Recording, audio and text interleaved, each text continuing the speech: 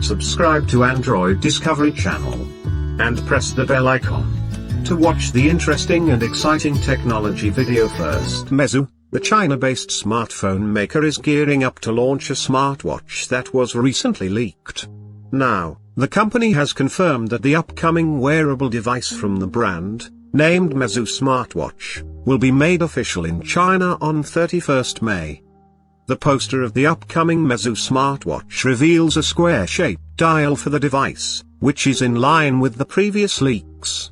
This gives it a look similar to the Apple Watch, but details about the screen parameters haven't been revealed.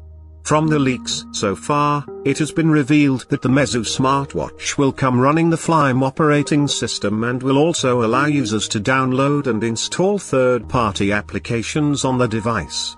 It will offer several different types of functions, including playing music, offering activity tracking, mobile payment services, and support for SIM connectivity, allowing users to make and receive phone calls. While not yet confirmed, we expect the device to come with support for current generation features like blood oxygen level monitoring, SPO2, heartbeat tracking, and more.